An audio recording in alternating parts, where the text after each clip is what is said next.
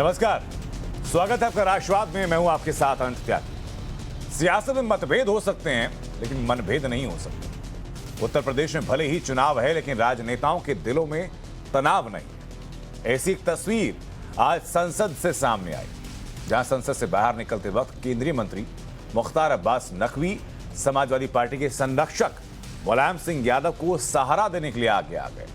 मुख्तार अब्बास नकवी ने मुलायम सिंह यादव का हाथ थामकर उन्हें संसद की सीढ़ियों से नीचे उतरने में सहायता की। यही नहीं, केंद्रीय मंत्री स्मृति ईरानी ने भी मुलायम सिंह के पांव छू करके उनका आशीर्वाद दिया। और ये तब है जब उत्तर प्रदेश की चुनावी टक्कर में बीजेपी और समाजवादी पार्टी एक दूसरे के खिलाफ ताल ठोक रहे हैं। ये तस्वीरें एक नजीर हैं, ये तस्वीरें एक सीख हैं कि चुनावी द्वंद्व भले ही हो, चुनाव भले ही हो, लेकिन मनों में तनाव नहीं। मतभेद हो सकता है लेकिन मतभेद नहीं है। बुजुर्गों का आशीर्वाद लेना और बुजुर्गों का सम्मान करने की एक नजीर यहां पर मुख्तार अब्बास नकवी और स्मृति ईरानी दोनों ने पेश की है। एक ने नेताजी को सहारा देकर के, तो स्मृति ईरानी ने नेताजी के पैर छूकर उनका आशीर्वाद देकर के। आज प्रधानमंत्री नरेंद्र मोदी ने पश्चिम उत्तर प्रदेश की बाजी में डायरेक्ट एंट्री मार ली। यह एंट्री बहुप्रतीक्षित थी। 5 जिलों की 21 विधानसभा सीटों पर वर्चुअल रैली के जरिए संबोधित करते हुए पीएम मोदी ने ताबड़तोड़ पिछली समाजवादी सरकार के खिलाफ हमला बोला। हम यूपी में बदलाव के लिए खुद को खपा रहे हैं, जबकि वो आपसे बदला लेने की ठान कर बैठे हैं। हमारा काम और उनके कारनामे, उनकी कारस्तानी, ये सब देखकर इस बार भी यूपी की जनता भाजपा को भरपूर आशीर्वाद देने आ रही है। जो देश के अपने टीके पर विश्वास नहीं करते, वैज्ञानिकों पर विश्वास नहीं करते, जो अफवाहों को हवा देते हैं, क्या वो यूपी के युवाओं के टैलेंट, उनके इनोवेशन का, उनकी कल्पकता का सम्मान कर सकते हैं? प्रधानमंत्री मोदी भी मिशन यूपी में खुद मैदान में उतर आ चुके हैं। डबल इंजन वाली सरकार वाले मोदी और योगी मॉडल को आगे रखकर उत्तर प्रदेश की चुनावी जंग जीतने की कोशिशें की जा रही हैं। उधर समाजवादी पार्टी के अध्यक्ष अखिलेश यादव हैं, जिनका जीत को लेकर के जोश आई है, उल्टा योगी सरकार को कटघरे में खड़ा कर रहे हैं। मैंने ये कहा कि भारतीय जनता पार्टी जो दूसरों पे आरोप लगाती है, सबसे पहले उन्हें अपने गिरेबान में झांक करके देखना चाहिए। उनके जो मुख्यमंत्री हैं, उनका जब एफिडेविट लगाया गया था, न जाने कितनी गंभीर धाराएं उनके ऊपर थीं। उन्होंने अपने मुकदमे वापस लिए। डिप्टी सीएम पर गंभीर धाराएं थीं, उन्होंने अपने मुकदमे वापस लिए। और अभी तक जो सूची आई है उसमें 99 उनके ऐसे प्रत्याशी हैं जिन पर आपराधिक मामले हैं। मैं भारतीय जनता पार्टी से कहूँगा 99 ठीक नहीं लग रहा है। 100 से ऊपर जाओगे तो सबकी जानकारी में आ जाएगी कि तुमने कितने आपराधिक मुकदमे वालों को टिकट दी है। पार्टी की सरकार तो आगरा में एक म्यूजियम बना रही थी औरंगजेब के नाम पर। हमने कहा म्यूजियम औरंगजेब के नाम पर नहीं बन सकता, आगरा का म्यूजियम छत्रपति शिवाजी के नाम पर बनेगा। और छत्रपति शिवाजी म्यूजियम आज आपके आगरा में बन रहा है। कि भारतीय जनता पार्टी बुनियादी मुद्दों पे बहस नहीं करना चाहती है। जो आंकड़े बताते हैं, जो स्टैटिस्टिक्स बताती है, वो ये बताती है कि उत्तर प्रदेश की कानून व्यवस्था पहले से ज़्यादा ध्वस्त हुई है। अच्छी खासी डायल 100 व्यवस्था थी, इन्होंने उसको बर्बाद कर दिया। जो पुलिस को लगातार समाजवादी सरकार में सुविधा और बदलाव शुरू हुआ था, वो इन सरकार ने ख़त्म कर दिया। और स्टैटिस्टिक्स अगर देखें हम, सबसे ज़्यादा असुरक्षित महिलाएं और बेटियां कहीं हैं तो वो उत्तर प्रदेश में है। सबसे ज़्यादा अन्याय अगर कहीं हो रहा है तो उत्तर प्रदेश में है। सबसे ज़्यादा जातिवाद के आधार पर फैसले कहीं हो रहे हैं तो वो उत्तर प्रदेश है। और जो अच्छी योजनाएं चल भी रही थी, उनको ठप अगर किसी ने किया तो वो भारतीय जनता पार्टी की सरकार है। बेटियों की सुरक्षा या कानून व्यवस्था की स्थिति, दंगा, हर तीसरे दिन दंगा, या बेटियों की सुरक्षा में कितना खेल होता था। लेकिन आज बेटी भी सुरक्षित है, प्रदेश में दंगे नहीं होते। अब तो दंगा करने वाले को 10 बार सोचना पड़ता है कि दंगा करेंगे तो पोस्टर चस्पा हो जाएंगे। बाप दादों ने जो नैतिक अनैतिक तरीके से कमाया है सब बिक जाएगा। इसलिए सभी लोग आज दंगा करने से भागते हैं। दरअसल प्रधानमंत्री नरेंद्र मोदी ने आज अपने भाषण में युवाओं पर खास फोकस किया। उसकी एक बड़ी वजह है जो टाइम्स नाउ नवभारत यानी हमारे ओपिनियन पोल में निकल करके सामने आई। उत्तर प्रदेश में जब युवाओं से उनकी पहली पसंद की बात की गई, उनकी पसंद की पार्टी के बारे में पूछा गया, तो पहले नंबर पर बीजेपी रही है। उसी से जुड़े हुए कुछ आंकड़े आपको आज दिखा देते हैं, जो आंकड़े बताएंगे कि उत्तर प्रदेश में मौजूदा क्या आंकड़े हैं, क्या समीकरण हैं, और अगर वोटर वोट करेगा तो किन समीकरणों को सामने रख करके, किन समीकरणों को ध्यान में रखते हुए वोटर इस दफा वोट करने जा रहा है। क्योंकि ये वो बुनियादी मुद्दे जो कि आपकी, हमारी, सबकी आम जिंदगी से जुड़े हुए हैं, पॉलिटिकल पार्टीज के वायदों से अलग, उनके दावों से अलग। आप देखिए उत्तर प्रदेश में युवाओं की पहली पसंद की पार्टी कौन सी है। ये जब टाइम्स नाउ नवभारत जमीन पर उतरकर लोगों से पूछा, युवाओं से खासतौर पर पूछा, तो उनका प्रतिशत क्या रहा, ये आपके सामने। बीजेपी और उनके सहयोगियों की पार्टी को 54.4% युवा मानते हैं कि वो उनकी पहली पसंद है। 33.7% का जो आंकड़ा है वो समाजवादी पार्टी ने छुआ। बीएसपी 5.1% पर है। कांग्रेस 5.3% पर रही, जबकि अन्य जो रहे वो 1.5% पर रहे। ये वो आंकड़ा जो कि एक बानगी रही, जो कि एक बड़ी वजह रही कि क्यों प्रधानमंत्री नरेंद्र मोदी ने अपने अभिभाषण में युवाओं को तरजीह पर रखा, उनको प्राथमिकता पर रखा। उसके अलावा उत्तर प्रदेश के चुनावी मुद्दे क्या क्या हैं, ये जनता से जब जाना तो 26.6% लोग ये मानते हैं कि कानून व्यवस्था चुनावी मुद्दा उत्तर प्रदेश के अंदर है। 35.8% लोग ये मानते हैं कि बेरोजगारी भी उत्तर प्रदेश में एक बड़ा चुनावी मुद्दा है, जिसके जवाब सभी पार्टीज को देने होंगे। और इन आंकड़ों को इकट्ठा करने के लिए ज्यादातर युवाओं से हम लोगों ने बात की, जो आगे आने वाला भविष्य है उससे हम लोगों ने बात की। भ्रष्टाचार का एक अहम मुद्दा उत्तर प्रदेश में, जिसमें कि 12.8% लोग ये मानते हैं कि आज की तारीख में चुनाव अगर हो तो 12.8% लोगों के मुताबिक भ्रष्टाचार मुद्दा रहना चाहिए। हिंदू और हिंदुत्व, जिसका बार बार इस्तेमाल किया जाता है अलग अलग मंचों से, सिर्फ 8.3% लोग उत्तर प्रदेश में ऐसे हैं, युवा लोग ऐसे हैं जो कि मानते हैं कि हिंदू और हिंदुत्व का मुद्दा चुनावों का मुद्दा रहना चाहिए। इन आंकड़ों को दिखाने का मकसद सिर्फ इतना था कि आपको उत्तर प्रदेश की एक पारदर्शी तस्वीर दिखाई पड़े। और इसी तस्वीर के मुताबिक आज राष्ट्रवाद में जो सवाल हम पूछने जा रहे हैं, वो सवाल आपके सामने है कि पश्चिम उत्तर प्रदेश के आज जिन 5 जिलों में प्रधानमंत्री नरेंद्र मोदी ने वर्चुअल भाषण किया, तो सवाल ये कि क्या मोदी की एंट्री से पश्चिम उत्तर प्रदेश की बाजी में कोई बदलाव होने जा रहा है, बाजी पलटने जा रही है? क्या मोदी की एंट्री से बीजेपी और मजबूत होगी? क्या मोदी योगी मॉडल बनाम अखिलेश का जोश उत्तर प्रदेश में अब सामने आने वाला है? लोग क्या चुनेंगे दोनों में से, डबल इंजन की सरकार या पूर्व मुख्यमंत्री का मौजूदा जोश? सवाल है कि 2022 में उत्तर प्रदेश में बदला और बदलाव की राजनीति के सारे बदलाव होने जा रहा है। बदला क्या है और बदलाव क्या है, इस दोनों शब्दों के उत्तर उत्तर प्रदेश की जनता खुद तय करेगी, और उत्तर तय करने के बाद वो चुनावी मैदान में होंगे। राष्ट्रवाद में आज जो खास मेहमान हमारे साथ जुड़ चुके हैं, उनका तारुफ भी आपसे करा देते हैं। हमारे साथ चारू प्रज्ञा जुड़ चुकी हैं बीजेपी की तरफ से, आईपी सिंह साहब हमारे साथ है समाजवादी पार्टी से, प्रोफेसर संगीत रागी हमारे साथ है, राजनीतिक विश्लेषक हैं, और कांग्रेस से अजय वर्मा हमारे साथ है। बहुत बहुत स्वागत आप सभी लोगों का। शुरुआत में आईपी सिंह साहब आपसे कर लेता हूं कि अपराध एक ऐसा मुद्दा जिसके बारे में उत्तर प्रदेश के युवा खासतौर पर ये सोचते हैं कि वो चुनावी मुद्दा होना चाहिए। अखिलेश यादव भी चैलेंज स्वीकार कर रहे हैं कि अपराध के आंकड़े जो बीजेपी दे रही है, अखिलेश यादव के पास अलग आंकड़े हैं। एनसीआरबी के आंकड़े आपके खिलाफ जा रहे हैं, लेकिन वो कौन से आंकड़े जिनको लेकर के आप लोगों का परसेप्शन ये तय करेंगे कि आप बेहतर थे 2012 से 17 में? केंद्र सरकार ने, मैं बहुत से डिटेल में आंकड़े नहीं बताऊंगा जी, लेकिन दो आंकड़े केंद्र सरकार ने जारी किए हैं। एक एनसीआरबी की रिपोर्ट कह रही है कि 2017 तक जो क्राइम था, एनसीआरबी की रिपोर्ट भी कहती है कि 2,37,821 थी, लेकिन 2017 से लेकर 2022 के बीच वो बढ़कर 3,40,170 केस हो गई, ये एनसीआरबी कहती है।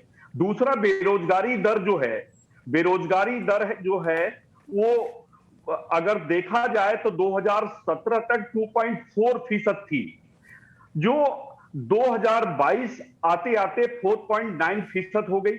या तो ये जो आंकड़े केंद्र सरकार के हैं जी, वो तो प्रधानमंत्री का अगर टेलीप्रॉम्प्टर फेल हो जाता है तो पूरे दुनिया में भारत की छवि खराब होती है। तो सबसे पहले मैं तो प्रधानमंत्री जी और भारत के जो गृह मंत्री हैं वो टेलीप्रॉम्प्टर पर पढ़ के जो कुछ देखते सुनते हैं उन्हें खुद पढ़ाई लिखाई करनी चाहिए, जिससे कि सच्चाई देश के सामने आ सके।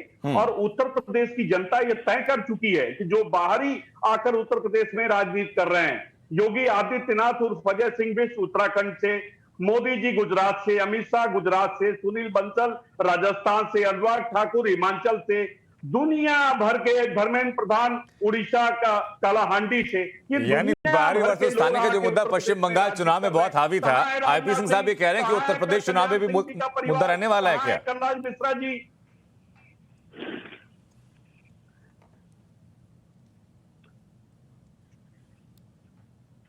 जी, आईपी सिंह साहब जी बाहरी वर्सेस स्थानीय का मुद्दा भी है क्या सर उत्तर प्रदेश में? 5 सालों में उत्तर प्रदेश में न बिजली का कोटा बढ़ाया गया, न उत्तर प्रदेश में 5 वर्षों में, मैं 30 सेकंड से 1 मिनट में बात खत्म कर दूंगा जी। न उत्तर प्रदेश में बिजली का कोटा बढ़ाया गया 5 सालों में, न उत्तर प्रदेश को 8 वर्षों में कोई स्पेशल पैकेज दिया गया।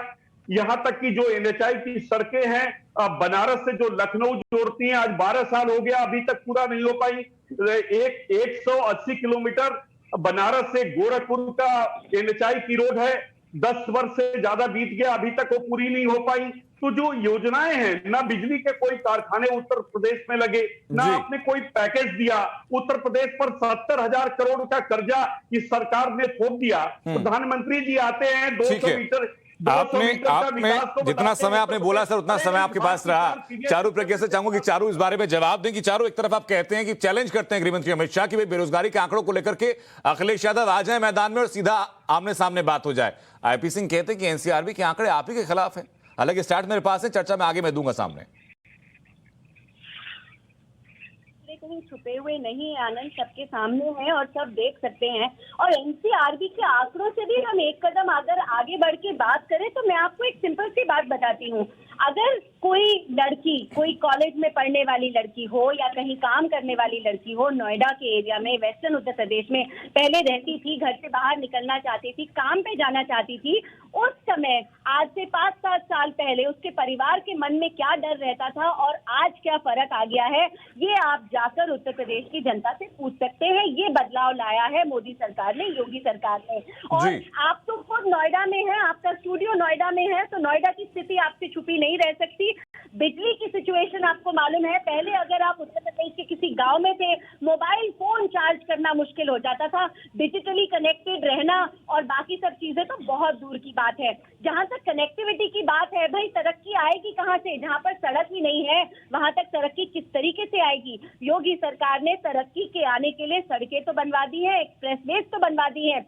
समाजवादी पार्टी ने अपने पूरे कार्यकाल में 2 काम किए। एक तो जो लोग दंगा करते थे उनको अपने बेस्ट फ्रेंड बनाकर टॉप पोस्टिंग दी, और दूसरा जब वो पकड़े जाते थे उनको प्रोटेक्ट करने का काम। ये काम समाजवादी पार्टी ने किया। और एक्चुअली ना पार्टी को अपना नाम ही बदल देना चाहिए। समाजवादी ये अपने आप को कहते हुए अच्छे नहीं लगते, क्योंकि इनका समाजवाद तो बिल्कुल लग्जरी कैरावान बसेस में से चलता है, महलों में से चलता है। भाई अपनी पार्टी का नाम ही बदल लीजिए। जो आप है वो जनता को दिखाना शुरू कर दी, क्योंकि चित्रों में तो दिखाई देता है। बहुत पहले की बात नहीं करती, आज जो फोटो दिखाई दे रही है अखिलेश जी की, मैं उसकी बात करती हूँ। एक बहुत महत्वपूर्ण बात मैं और बोलना चाहती हूँ। योगी जी की जो लाइकिंग है, जो लोकप्रियता है, वो इसीलिए है क्योंकि उन्होंने उत्तर प्रदेश में ये दिखा दिया कि धर्म और डेवलपमेंट दोनों साथ साथ चल सकता है। उन्होंने 5 साल को चलाकर दिखा दिया। इस बात का तोड़ किसी भी विपक्ष, ये आपने महत्वपूर्ण बात की, धर्म और विकास समानांतर चल रहा है। नहीं, धर्म सिर्फ लोगों के भावना से जुड़ा नहीं है, बल्कि वो राजनीतिक टूल भी है विकास के आधार पर। लेकिन प्रोफेसर संगीत रागी, छोटा सा कमेंट मैं चाहूंगा आपसे कि ये आंकड़ेबाजी ज्यादा लोगों को प्रिय रहेगी या परसेप्शन किस पार्टी का क्या बनाया जा रहा है, लोग इससे ज्यादा संपर्क में रहेंगे? देखिए, मुझे लगता है कि आंकड़े भी इम्पोर्टेंट रहेंगे और परसेप्शन भी, आंकड़ों से भी परसेप्शन भी बनता है। यदि मुझे लगता है कि बहुत अच्छा होता कि उत्तर प्रदेश में इस बात का डिबेट होता कि अखिलेश यादव के समय में कितने लोगों के, गरीबों के घरों को शौचालय दिया गया था, कितने लोगों को, जो दलित और पिछड़े वर्ग के लोग हैं, कितने लोगों को पक्के घर नसीब कराए गए, कितने लोगों के घरों को उज्ज्वला योजना के तहत जो है वो गैस कनेक्शन दिए गए, कितने लोगों, कितने गांवों को बिजली कनेक्शन दिया गया। प्रतिदिन जो सड़कों का निर्माण था वह समाजवादी पार्टी के जमाने में कितना था और आज के जमाने में कितना है, योगी सरकार के जमाने में। जो ऑर्गेनाइज्ड क्राइम था वो पहले कैसा था और आज के दिन में ऑर्गेनाइज्ड क्राइम कैसा है। 193 दंगे हुए थे, छोटे मोटे लेकर के बड़े दंगे, छोटे दंगे मिलाकर के उत्तर प्रदेश में समाजवादी पार्टी की सरकार के दरमियान जी।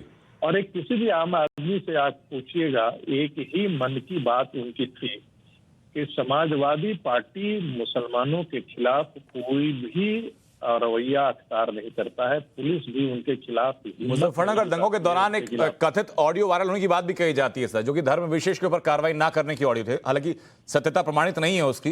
मैं उसी चीजों का जिक्र कर रहा हूं जी।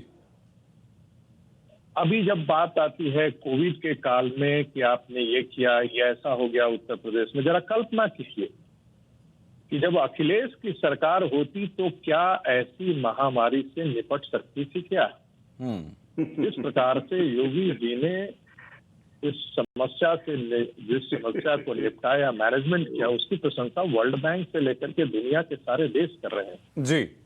आपको पल्स पोलियो अभियान चलाने में पता नहीं दशकों लग गए और भारत सरकार जो है, आप भारत सरकार की सजगता देखिए कि हमने टीके का निर्माण न सिर्फ दुनिया के, विश्व के बड़े देशों के समकक्ष अपने आप को खड़ा किया, दुनिया के कई देशों से कई गुना ज्यादा हमने टीकाकरण का अभियान चलाया। हाँ। तो ये अंतर बहुत साफ है कि न तो वो गवर्नेंस की बात कर सकते हैं, हम गवर्नेंस के आधार पर कर रहे हैं। तो ये तो एक परसेप्शन है। दूसरा परसेप्शन देखिए, एक और भी इम्पोर्टेंट है जी। बस 10 सेकंड 20 सेकंड जी। देखिए, लोग बार बार कहता है कि उत्तर प्रदेश के चुनाव में हिंदू मुसलमान चुनाव में होगा, क्यों नहीं होगा? इस देश का बंटवारा उसी आधार पर हुआ है और मजेदार बात है कि जिस खलनायक है, उस खलनायक को समाजवादी पार्टी जो है वो एक हीरो के तौर पे उत्तर प्रदेश की राजनीति में प्रस्तुत कर रही थी। लेकिन तो आप ही कह रहे हैं कि सर ये मुद्दा हो सकता है, लेकिन हमारा सर्वे कहता है कि जो युवा हैं खास तौर पर, जिनका जिक्र प्रधानमंत्री मोदी ने भी किया, सिर्फ लगभग 8% युवा ये मानते हैं कि हाँ ये मुद्दा हो सकता है, बाकी 92% के लिए कोई मुद्दा नहीं है धर्म को लेकर के। देखिए, मैं आपके सर्वे को गलत नहीं ठहराऊंगा, मैं आपको अधिकार भी नहीं है क्योंकि मैं स्वयं उसका हिस्सा नहीं रहा हूं, तो कहने का अधिकार ही नहीं है। लेकिन जिस प्रकार से विगत 6 महीनों की घटनाएं घटी हैं तालिबान को लेकर के, जिस प्रकार समाजवादी पार्टी के नेता ने खुलेआम इसे कहा कि इस्लाम के स्वर्णिम युग का आगाज हुआ है अफगानिस्तान में, जिस प्रकार से शरीयत अदालतों के बारे में बात की गई है, जिस प्रकार से हलाल मीट और हलाल सामानों के विक्रय की बात की गई है जी, आपको लगता नहीं है कि वो सारे इस्लामिक विमर्श हैं जो 1947 से पहले से? ठीक है सर, मैं धार्मिक आधार के मुद्दे कितने लोगों के बीच हावी हैं और दोनों सरकारों के कार्यकाल में क्या अंतर रहा है इस पर भी बात करूंगा, लेकिन अजय जी, 89 के बाद से अब बीजेपी कांग्रेस ये सोच रही है कि अब शायद पॉलिटिकल रिवाइवल आप लोगों का हो उत्तर प्रदेश में, होगा या नहीं होगा 10 मार्च तय करेगा, लेकिन दोनों सरकार के कार्यकाल के ऊपर आप लगातार निशाना साध रहे हैं। लेकिन कंपैरिजन तो देंगे ना सर कि जिनके साथ पिछले चुनाव में साथ में थे वो बेहतर रहे या जिनके खिलाफ आज हैं वो बेहतर है? देखिए अनंत त्यागी जी, परिवर्तन प्रकृति का नियम है। 2014 में भारत में एक वास्को डिगामा साहब आए थे गुजरात से और देश की दशा और दिशा बदलने की बात की थी। मित्रों, भाइयों बहनों, 2 करोड़ नौकरी देंगे, 15 लाख काला धन चप्पलों वाला जहाज में घूम सकता है, अमीर गरीबी की खाई पड़ जाएगी, भारत की 5 ट्रिलियन भारत फर्स्ट 3 में हो जाएगा। लोगों ने बड़ा विश्वास करा, क्योंकि प्रधानमंत्री का पद बड़ा संवैधानिक पद होता है, लोग अपना आइडियल मानते हैं। अब इनकी एंट्री जो यूपी में हुई है, यूपी में भी वही वादे, वही घोषणा, वही पुराने सब सिस्टम्स जो एक कंटिन्यूएशन में एक्चुअली में सीडी है जी, उस सीडी में एक सिस्टम बना, मेरे को टाइम दीजिए, सुन लीजिए ना जी जी जी, एक सिस्टम बना रखे हैं। इन लोगों के आदर्श एक्चुअली में कौन है कि हमने उन्नाव की बेटी की मां को टिकट दिया जिसके साथ बलात्कार हुआ, और ये लोग क्या करते हैं, उस बलात्कारी विधायक की पत्नी और उसकी मां, उनको टिकट देते हैं। हमारी सोच में ये फर्क है, इनकी सोच में ये फर्क है, कांग्रेस की सोच में ये फर्क है, बीजेपी की सोच में ये फर्क है। हम चाहते हैं देश में विकास हो, हम चाहते हैं देश में रोजगार बढ़े, हम चाहते हैं देश में मुद्रास्फीति की दर का जो मूवमेंट इस वक्त गड़बड़ हुआ है 2014 के बाद, उसमें सुधार हो। हम चाहते हैं महंगाई का जो उच्चतम स्तर पहुंच गया वो आ जाए, हम चाहते हैं नीचे आए, हम चाहते हैं कि सरसों का तेल जो गरीब की थाली में 60 रुपए और 80 रुपए मिलता था वो 220 रुपए पहुंच गया, हम वापस 60 चाहते हैं। हमसे कहा गया था एक 2.25 आंख वाले बाबा ने कि 40 रुपए अगर पेट्रोल चाहिए तो मोदी जी की सरकार और बीजेपी के लिए आइए, ठीक है, लेकिन सिर्फ पेट्रोल और डीजल 100 रुपए से ऊपर पहुंच गया। हम चाहते हैं कि जो छात्र इलाहाबाद में कूट बजा के घरों से निकाल, मैं आ रहा हूँ राकेश साहब, मैं आ रहा हूँ आपके पास। अजय जी बिल्कुल आपकी बात मैंने सुनी सर, लेकिन उससे पहले मैं जो आपने अपराधियों को टिकट देने वाली बात की उस पर मैं कमेंट चाहूंगा चारू करें।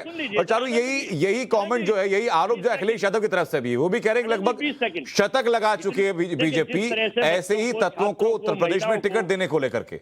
मैं उसके बाद आप ही के सवाल लेकर के, आप ही के सवाल का जवाब लेकर के वापस लौट रहा हूं आपके पास सर। देखिए पहले आनंद जी, पहले हमारी बात आ जाने दीजिए, उसके बाद नहीं मैं आपकी बात ले लूं सर, उनका आरोप सीधा बीजेपी के ऊपर पहले है ना, तो बीजेपी से जवाब ले लें सर। सरकार के नाम पे सर, आपका वन-ऑन-वन इंटरव्यू थोड़ी चल रहा है। जी ये दोनों बीजेपी के लोग बैठे हुए हैं, हाँ। एक संघी है, एक भाजपाई है। सर, आप दोनों विपक्ष के लोग बैठे हुए हैं, इसमें क्या फर्क है? आप दोनों विपक्षी हैं, मोदी के खिलाफ ही बोल रहे हैं आपको, तो आप भी तो दो लोग बैठे हुए हैं। अब सुन लीजिए हमारी बात लोग हैं सर, आप दोनों भी तो मोदी के खिलाफ बोलने के लिए ही बैठे हुए हैं ना, इसमें क्या गलत बात है? अच्छा, निजी आक्षेप में नहीं पढ़ते हैं आईपी सिंह साहब, देखिए निजी आक्षेप में नहीं पढ़ते हैं। बीजेपी के बारे में जो सवाल अजय जी ने किए उनका जवाब तो लेना होगा ना सर। उसके बाद जो आप सवाल करेंगे बीजेपी से उसका जवाब भी चारू देंगी, एक एक करके सर। आईपी सिंह साहब एक एक करके। आप उम्र में मुझसे बड़े हैं, आदर के साथ बोल रही हूँ, आप भी तो दो लोग बैठे हैं हमारे खिलाफ, तो बैलेंस पैनल है सर, पैर तो रही है यहाँ पर। अच्छा, सबसे पहली बात तो मैं कांग्रेस के लिए बोलना चाहती हूँ, प्रताप सिंह जैसे आईएएस जो रिटायर्ड है, सर एजिटेटेड क्यों हो रहे हैं? मेरी बारी है बोलने की, आराम से आईपी सिंह साहब, रागी के पास तो आईपी सिंह साहब देखिए, आपकी पुरानी आस्था तो बीजेपी के साथ ही थी ना, फिर बाद में आपने कालांतर में अपने पाला बदला। पहले तो बीजेपी के अंग आप रहे हैं, अब कम से कम अपने पुराने साथी को इतना मौका दीजिए सर, बहस में नहीं उलझते हैं। लोग भूल गए। सर रुक जाओ, जवाब तो सुन लो, मुझे मालूम है आप परेशान हैं, लेकिन जवाब तो सुन लो। सीडी लेके आना। आनंद जी, कांग्रेस से शुरुआत करते हैं। जी जी जी, चलो कंटिन्यू कीजिए। कांग्रेस पार्टी वो पार्टी है जो हर चुनाव में बढ़िया तगड़ा का नारा लेकर आती है। 2017 में इनका नारा था यूपी के लड़के, उनका नारा फेल हो गया। 2019 में उनका नारा था अब होगा न्याय। आप जानते हैं कांग्रेस के साथ कैसा न्याय किया भारत की जनता ने।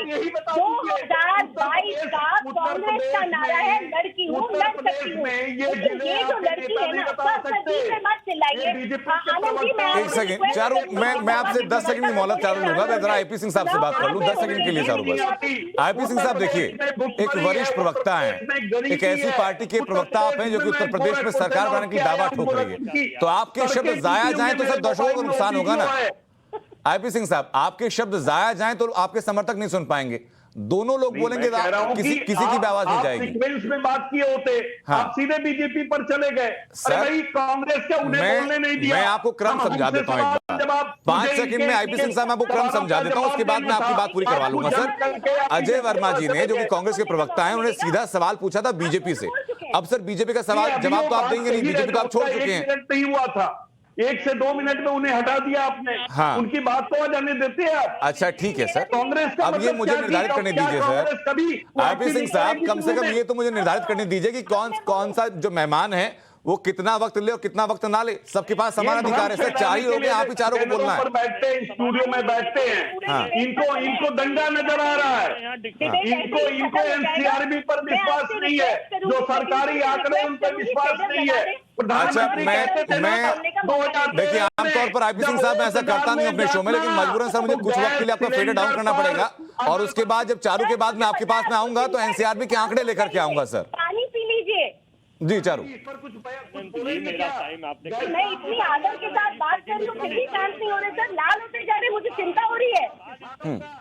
ये तो सत्ता है। आनंद जी अब हम बोले। जी जी चारू बताइए, शुरुआत से बोले। संक्षेप में चारू। बिल्कुल जी थैंक यू। तो मैं 2017 से शुरुआत करती हूँ। कांग्रेस का नारा अब देखिए फिर शुरू हो गया। आईपी सिंह जी आपका नाम चारू है क्या? आप भाजपा में आ गए हैं, भाजपा प्रवक्ता बनना चाहते हैं, मैं इंतजार कर लीजिए। बार बार आनंद जी बोल रहे हैं, बोलिए चारू और बोलना। अजय जी मैं आ रहा हूँ आपके पास, अजय जी मैं आ रहा हूँ आपके पास। चारू मेरा टाइम आपने किल कर तो 2017 फिर इनको ले लीजिए। यूपी के लड़के, 2019 अब होगा न्याय, 2022 लड़की हूँ, लड़ सकती हूँ, लेकिन वो लड़की जो इनकी पोस्टर गर्ल थी, इनकी पार्टी छोड़ के चली गई भाजपा में, और लड़की इनको यूपी में ही याद आती है। यूपी के बाहर लड़की लड़की नहीं रहती, उसका अस्तित्व नहीं रहता। अगर उस लड़की का रेप राजस्थान में हो रहा है तो इनको वो लड़की याद नहीं आती। अगर वो लड़की पंजाब में गोवा में टिकट मांगती है तो इनको वो लड़की याद नहीं आती। क्या इनको लगता है भारत की जनता को इनका दोगलापन दिखाई नहीं देता? जानकारी कुछ है नहीं, बहस करने के लिए लोग बैठे। ठीक है, एक सेकंड चारू, जिस बात का जिक्र आईपी सिंह साहब करना चाह रहे, चल के उनकी वरिष्ठता का हम लोग सम्मान करते हुए मैं उनके पास जरा चला जाता हूं, उसके बाद मैं लौटाऊंगा। आईपी सिंह साहब अब सीधा जाता है आंकड़ों पर सर, कोई लाग लपेट नहीं, कोई भाषणबाजी नहीं। मेरे समय में बोलते रहेंगे तो उनके समय में मैं भी नहीं नहीं चारू, ये मेरी रिक्वेस्ट है आपसे। आप देखिए आपस में आप लोग ये करेंगे तो चर्चा हो नहीं पाएगी ना, नहीं अब ना बीजेपी के लोग सुन पाएंगे, ना सपा के, ना कांग्रेस के। दोनों महान भाव, एक हाँ, संघी एक भाजपा। मुझे सिर्फ 30 सेकंड का वक्त दीजिए आप चारू, मैं वापस लौट रहा हूं आपके पास। आईपी सिंह साहब बता दीजिए जरा, कांग्रेस भी बोलेगी। आईपी सिंह साहब अब जरा आ जाइए, आईपी सिंह साहब जरा आ जाइए। अब एनसीआरबी के आंकड़ों ऊपर बात कर लेते हैं। बताइए जरा एनसीआरबी कौन से आंकड़े आप ऐसे हैं जो आप दावा कर रहे हैं कि आप में अपराध कम था? 12, 13, 14, 15, 16, 17 इन 5 सालों का murder, attempt to murder, kidnapping, robbery, rape, riots. 2017 का दीजिए, 2017 से लेकर 2022 तक का दीजिए। वो भी दूंगा सर, उसका जवाब आप क्यों देंगे? नहीं, उसका जवाब देंगे चारू, जिक्र आप करेंगे नहीं।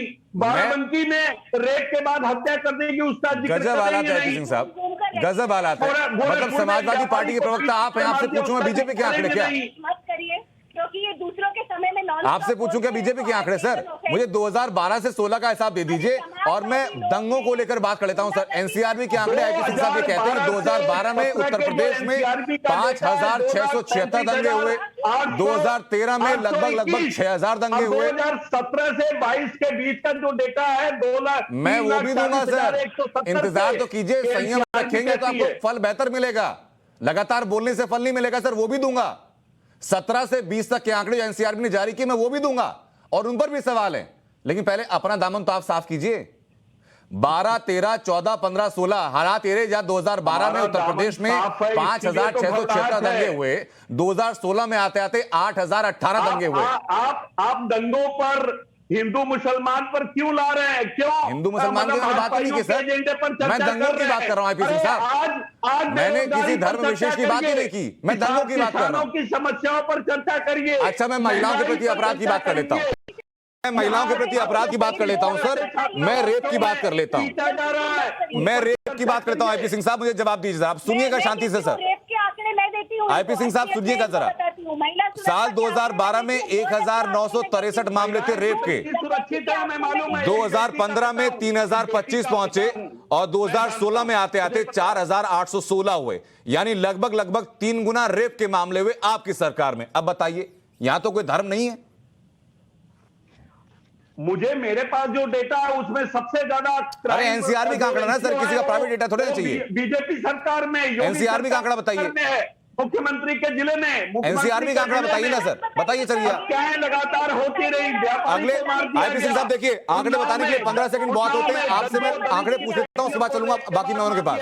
बता दीजिए जरा। एक ठाकुर की बेटी को रेप किया गया, उसके पिता को जेल में हत्या कर दी गई, और स्वामी चिन्मयानंद इनसे चर्चा में लगातार बने। आईपी सिंह साहब 30 सेकंड आपके पास हैं और ये पूरा मौका है आपके पास कि आप जितने आंकड़े दे सकते हैं दे दीजिए।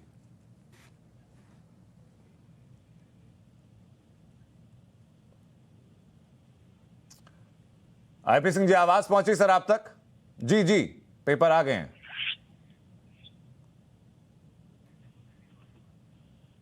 मेरे ख्याल से आईपी सिंह सर तक आवाज नहीं पहुंच पा रही, हालांकि हाथ में कागज उनके आ चुके हैं, आंकड़े वो दे देंगे। अजय जी, आपकी शिकायती सर आपको मौका नहीं मिला, मुझे अपराध को लेकर के आप आंकड़े बता दीजिए, अगर आप बता पाए कि लड़की हूं लड़ सकती हूं, कहते हैं कि उत्तर प्रदेश में लड़कियों को सुरक्षित करेंगे, पिछली 2 सरकारों में कितनी असुरक्षित थी लड़कियां? अनंत जी, आप 2022 की और नए विजन की बात करिए जी, कि तो आंकड़े आप उठा के लेके चलेंगे 1939 से, फिर कहेंगे 49, फिर 47, फिर 50, फिर 90, 91, 92। वर्तमान के हालात ये हैं उत्तर प्रदेश में कि महिलाओं के साथ चेन पुलिंग उत्तर प्रदेश में हो रही है, थानों में रिपोर्ट दर्ज नहीं होती है। मैंने कल भी आपके साथ टीवी पे 2 किस्से सुनाए थे जी। फिर मैंने आप, आज मुझे नहीं पता था आज इसी मुद्दे पे आप करेंगे, वरना वो जो लिस्ट थी मैं आपको सुबह आज भेजता, फिर अनुरोध करता कि इसके बारे में बताइए। प्रदेश आपसे मैं एक चीज फिर आपसे मैं कहना चाहता हूँ, और इस स्टेज पर चाहता हूँ कि करोड़ों भारत के दर्शक देखें, ये कौन सी प्रतिस्पर्धा चल रही है कि आपके टाइम में 50 हत्या हुई या 20 बलात्कार हुए। आपके टाइम में जब योगी बाबा आए थे, विष्ट जी आए थे उत्तर प्रदेश के मुख्यमंत्री बनकर, उन्होंने कहा था कि अपराध मुक्त उत्तर प्रदेश होगा, 90 दिन में हम अपराध मुक्त कर देंगे। फिर ये अपराध युक्त कैसे है? आंकड़े गिना रहे हैं, उनसे कंपैरिजन कर रहे हैं। ये कंपैरिजन क्यों हो रहा है? आप तो ये दावा करके आए थे कि हम अपराध मुक्त कर देंगे, कहाँ है अपराध मुक्त कर देंगे? तो क्यों बलात्कार हो रहे हैं, क्यों रेप हो रहे हैं, क्यों चैन पुलिंग हो रही है, क्यों लूट हो रही है, क्यों मैं ये नहीं कह रहा कि ये नहीं होनी, किसी स्टेट में नहीं हो रही, ज्यादा कहीं कम, लेकिन इनके टाइम में तुलनात्मक अध्ययन करके क्या दर्शाना चाहते हैं कि आप बड़े हत्यारे थे, हम छोटे हत्यारे हैं। आप क्या बड़े गैंग रेप होते थे, हमारे यहाँ छोटे होते हैं? अरे भाई हो आपके ऊपर रहे तो जिम्मेदारी तो आपकी होगी ना जी, विष्ट की होगी ना। बात आपकी बिल्कुल सही है सर, ये बिल्कुल कायदे की आपने बात की कि मौजूदा सरकार की जिम्मेदारी है, और आपने जो रेप को लेकर की बात की, वो आंकड़े देते हुए 2017 से 20 के मैं सवाल ले रहा हूं सीधा चारू से। सर, 2017 का एनसीआर में आंकड़ा कहता है कि रेप के मामले उत्तर प्रदेश में 2017 में 4246 थे, 2020 में 2770 हैं, कम हुए हैं, लेकिन फिर भी रेप के मामले 2770 दर्ज किए गए उत्तर प्रदेश में 2020 के अंदर। जवाबदेही तो है सरकार की। बिल्कुल सही बात है, और सरकार अपनी जवाबदेही से कहीं पर भी पीछे नहीं हटती। बात यह है कि जब एक कंप्लेंट फाइल करी जाती है तो क्या उस पर सही तरीके से एक्शन होता है, या पुलिस को चुप करा दिया जाता है? क्या एफआईआर दर्ज करने में एक महिला को, उसके परिवार को सुविधा मिलती है, या फिर वो पुलिस स्टेशन जाने से लड़की घबरा जाती है? ये बदलाव है। देखिए, कांग्रेस से मैं बहुत ज्यादा वार्तालाप इसलिए नहीं करना चाहती क्योंकि इनका जो हिसाब है ना, वो ये है कि क्राइम अगर उत्तर प्रदेश में होता है तो इनको क्राइम दिखाई देता है, राजस्थान में होता है तो वो क्राइम नहीं होता। जो लड़की उत्तर प्रदेश में है वो लड़की है, वो लड़ना भी चाहती है। वही लड़की अगर पंजाब में है, वही लड़की अगर गोवा में है, तो उसका कोई आंकड़ों पे बात करिए, केवल हवाओं पे मत समय में बीच में नहीं बोली थी। भाषण ना दिए जाए, झूठ की सीढ़ी ना लाई जाए। बेटी हो और बेटियों की, महिला की सुरक्षा की बात की जाए, महिला के साथ न्याय की बात की जाए। अजय जी, देखिए, आपने जब सवाल पूछे तो चारों ने आपसे चुप होकर के सुना। सर, अपने समय में बोलती हूँ मैं, दूसरों के लिए कभी भी उनके बात जी, मैं चारू जी आपको ये बताना चाहता हूँ कि चुनाव बीच में क्यों बोल रहे हैं? जब आपकी बारी नहीं सर, बीच में ना बोला जाए। अगर आपको आपत्ति होगी अजय जी, मैं वापस जब आपके पास में आऊंगा, आप आपत्ति दर्ज कीजिएगा, उस बात की पूरी छूट है। बाकी मैं उनके बाद जाना होगा सर, चर्चा का समय हमारे पास कम बचा। संक्षेप में चारू जी, मैं संक्षेप में बोलूंगी, लेकिन बीच में कोई ना बोले, क्योंकि वो बोलेगा तो ये पेट का तरीका बिल्कुल ठीक नहीं है। हाँ, तो मैं ये बता रही थी कि आप मुझको एक सिचुएशन ये बताइए कि कहीं पर ऐसा हुआ हो कि सरकार ने ठीक से एक्ट ना किया हो। लेकिन समाजवादी सरकार तो इस तरीके से काम करती है, पहले करती आई थी। कांग्रेस की सरकार जिन प्रदेशों में है वो इस तरीके से काम करती है कि उनकी प्रियंका जी को उत्तर प्रदेश की लड़की तो याद आती है, लेकिन राजस्थान में वो लड़की रो रो के बिलक बिलक के मर भी जाए, दम तोड़ दे, तब भी याद नहीं आती। टिकट देने के लिए उत्तर प्रदेश की लड़की याद आती है, लेकिन पंजाब में कितने प्रतिशत महिलाओं को टिकट दिए? 7% टिकट भी नहीं दिए। गोवा में तो 5% आप तो ये जो डबल स्टैंडर्ड की राजनीति कांग्रेस। ठीक है अजय जी, थोड़ा सा संयम, संक्षेप में चारू जी। या इसका अंत होना चाहिए। ये दो बुरी राजनीति। ठीक है, मैं प्रोफेसर संगीता जी आपके पास आना चाहता हूं। सर, 2 मुद्दे हैं जो कि युवाओं के बीच में रहे। लगभग 55 जिले हम लोगों ने घूमे सर, अब तक 55 से 60 जिले हम लोगों ने घूमे। एक चीज को लेकर के युवा लगातार सवाल पूछ रहा है, वो सवाल है बेरोजगारी को लेकर के। आ रहा हूं अजय जी मैं आपके पास। वो सवाल है बेरोजगारी को लेकर के। आंकड़े चाहे जो कहे जाएं, प्रोजेक्शन चाहे जो, अगर जमीन पर एक युवा जो कि ग्रेजुएशन कर चुका है या ग्रेजुएशन 2 साल पहले कर चुका है, अगर सवाल पूछे कि भाई मेरे रोजगार का क्या, तो सरकार से सवाल नहीं बनता क्या ये? नहीं, बिल्कुल बनता है। सरकार से सवाल बिल्कुल बनता है, बेरोजगारी पर सवाल बनता है, इसमें कोई दो राय नहीं है। और उनको ये अपना अधिकार बनता है कि उस मुद्दे को देखें। लेकिन मैं उनसे एक ही चीज कहूंगा जी, 70 साल से हम इस मुद्दे को संभालने की कोशिश कर रहे हैं। एक सरकार ऐसी भी आई थी जब उसने गरीबी हटाओ का नारा दिया था। अब पता नहीं कितनी गरीबी हटाई गई थी या नहीं हटाई गई थी, हम इतना जानते हैं कि उसके बाद इस देश में जो है वो इमरजेंसी शासन लगा दिया गया था। दुनिया के सारे देश कोविड के कारण आज बेरोजगारी से जूझ रहे हैं, कोई भारत अकेला उसमें नहीं है, क्योंकि व्यापार बंद हो गए हैं, मैन्युफैक्चरिंग यूनिट को घाटा लगा है, ट्रेड सेक्टर को घाटा लगा है। तो स्वाभाविक है कि इसमें ये एक सवाल बनता है। लेकिन साथ ही जनता जब वोट देने जाएगी तो सवाल ये जरूर अपने आप से पूछेगी कि हम किसको वोट दें।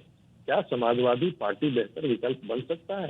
क्या कांग्रेस एक बेहतर विकल्प बन सकता है? कांग्रेस की तो खैर बात ही नहीं करें तो ज्यादा बेहतर है। अभी एक आईपी सिंह जी है, रागी जी को बताइए कि इनका सिटिंग मुख्यमंत्री तमाम भाषणों के बाद प्रधानमंत्री के बाद बाहरी लोग हैं, तो ये बाहरी और भुतरिया का यदि कॉन्सेप्ट लगाया जाए तो श्रीमती सोनिया, एक सेकेंड आईपी सिंह साहब, संगीत रागी बाद में आप ही के पास में आ रहा हूँ, चर्चा को नियंत्रित रखते हैं सर।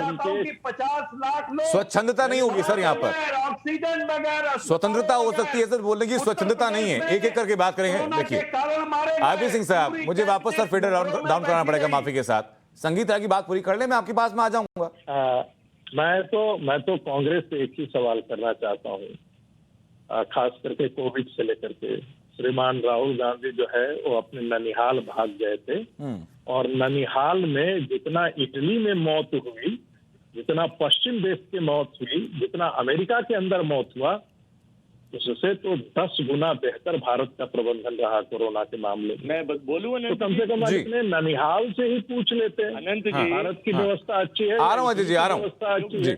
जो गॉड। दूसरी बात, अभी यहाँ पर बाहर का और भीतर की बात की गई। जी जी, सोनिया गांधी तो इटली से आकर इस देश गॉडसे के विचारधारा महारानी बनी हुई थी। गॉडसे के लोग हैं। तो एक मजेदार बात है कि उत्तर प्रदेश में की सुरक्षा है, का व्यक्ति आता है, बिहार का व्यक्ति आता है, तो उनके लिए वो बाहर का व्यक्ति हो जाता है। हाँ, नहीं आईपी सिंह साहब इस बात को भले कहें और सर आप भी जवाब दे रहे हो, लेकिन उत्तर प्रदेश में विधानसभा चुनाव के दौरान जितना मैं घूमा, मैं बात कह सकता हूँ कि यहाँ पर बाहरी वर्सेस स्थानीय का मुद्दा नहीं है। ये बयानों में मुद्दा हो सकता है, ये भाषणों में मुद्दा हो सकता है, टीवी पर मुद्दा बना सकते हैं प्रवक्ता, लेकिन जनता के बीच ये मुद्दा नहीं है कि कौन किस प्रदेश से आया और उत्तर प्रदेश में चुनाव प्रचार कर रहा है। आईपी सिंह साहब, ये बात बिल्कुल साफ क्यों नहीं करेगा? नहीं है सर मुद्दा, नहीं है सर मुद्दा। आप भले कितने दावे कर लें, मुद्दा नहीं है सर, मैं नहीं स्वीकार सकता इसको। ये मुद्दा है कि बाहरी वर्सेस स्थानीय का मुद्दा। अगर सर ऐसा मुद्दा होता तो 325 सीटें पिछले विधानसभा चुनाव में बीजेपी को हासिल ना होती। बन सकता है, अगर नहीं बन सकता तो उत्तर प्रदेश क्या खाला का घर है? जिसके मन में आएगा वो मुख्यमंत्री बनेगा। अरे आइए देखा करिए, मुख्यमंत्री में घंटी बजाइए। लेकिन उत्तर प्रदेश की जनता ने तय किया है कि उत्तर प्रदेश का बेटा ही उत्तर प्रदेश का मुख्यमंत्री बनेगा। अच्छा ठीक है, मेरे पास वक्त कम बचा है सर। आईपी सिंह साहब, मुझे दो सवाल मेरे आपसे हैं सर, उसके जवाब देते देते अपना भाषण आप पूरा कर लीजिएगा। आईपी सिंह साहब, मुझे 2 चीजों का जवाब दे दीजिए कि जो घोटालों को लेकर आरोप है आपके ऊपर। ये 70 लाख रोजगार की बात इन्होंने किया था अपने घोषणा पत्र में। हाँ। किसानों के 15 दिन में उनके गन्ने का भुगतान की बात की थी, ये भी है। 70 लाख रोजगार का क्या हुआ? 2022 से पहले किसानों की इनकम दुगनी हो जाएगी। क्या दुगनी हुई? एनसीआरबी की रिपोर्ट के। अच्छा मुझे ये बताइए सर, बहुत सारे डेटा लेकर आप बैठे कंफ्यूज हो गए आप एक साथ बोलते बोलते। कभी किसान से लेकर के एनसीआरबी से लेकर गन्ना से गेहूं लगातार नाप रहे हैं। साथ बलात्कार और तमाम के साथ हत्या की गई। हाँ। पिछले 3 साल में अपराधों में यूपी नंबर 1 रहा है। हाँ। 56,011। मैं माफी के साथ कह रहा हूं आईपी सिंह साहब, ऐसे हड़बड़ाहट में उत्तर देंगे तो उसे किसी को पता नहीं चलेगा। एक एक करके हम लोग लगातार बात कर रहे हैं। अपराध पर बात हम लोगों ने की सर, उस वक्त मैंने आपसे दरख्वास्त की थी कि आप अपराध के आंकड़े दे दीजिए, नहीं हो पाई। अब मैं बात कर रहा हूं सर बेरोजगारी के और घोटालों की। मैं सिर्फ दो आईपीसी भी बहुत दुखी आत्मा है, आप इनको पूरा समय दे दीजिए। आईपीसी भी बड़े दुखी आत्मा है, इनको पूरा समय दे दीजिए, वे पूरा लेकर के आए हैं। अरे आप जैसे लोग स्टूडियो में ही बैठे रहते हैं, लेकिन उत्तर प्रदेश की जनता खदेड़ने वाली है, हमने पूछा। चलिए फिर बता दीजिए क्या। अच्छा आईपी सिंह साहब मुझे बताइए जरा, अगर बहुत ईमानदार सरकार थी 12 से 17 की, तो सीएजी की रिपोर्ट आई थी 2018 में। सीएजी की रिपोर्ट की 2018 में आईपी सिंह साहब कहा गया कि आपके कार्यकाल में लगभग 97,000 करोड़ रुपए ऐसे जिसका कोई लेखा जोखा आपकी सरकार के पास नहीं था। इन आंकड़ों पे बात करते। आईपी सिंह साहब सवाल सुन पाए सर आप मेरा? नहीं, सवाल मेरा सवाल मैं दोबारा दोहरा देता हूं सर, इत्मीनान से सुनकर के जवाब दीजिएगा। 2018 में सीएजी की रिपोर्ट थी, सीएजी की रिपोर्ट में कहा गया कि भाई अखिलेश यादव सरकार में 2014 से मार्च 2017 तक में लगभग 97,000 करोड़ रुपए ऐसे रहे जिनका लेखा जोखा सरकार के पास नहीं था। 3 विभाग चिन्हित किए गए थे, समाज कल्याण, शिक्षा और पंचायती राज विभाग। उस बात का जवाब की जनता को दिया था आपने सर, क्या आज भी पूछ रहे हैं? 41 अरब का घोटाला कर्मचारी भविष्य निधि का भी हो गया। हाँ। 30,000 करोड़ का जल शक्ति विभाग में अभी बुंदेलखंड में घोटाला हो गया। मोदी जी सुन लीजिए, आईपी सिंह साहब उसका जवाब देने के लिए सर चारू प्रज्ञा हैं वहां पर। जब विपक्षी आपको क्या फ्लैशबैक होता है कि आप बीजेपी वाले बन गए हैं वापस से? उत्तर प्रदेश में भ्रष्टाचार है, उस पर एक शब्द नहीं बोलते। खनन का कारोबार, सुनील बंसल संगठन मंत्री राजस्थान से आकर यहाँ ट्रांसफर पोस्टिंग खनन का सारा काम देखते हैं। धर्मेंद्र प्रधान।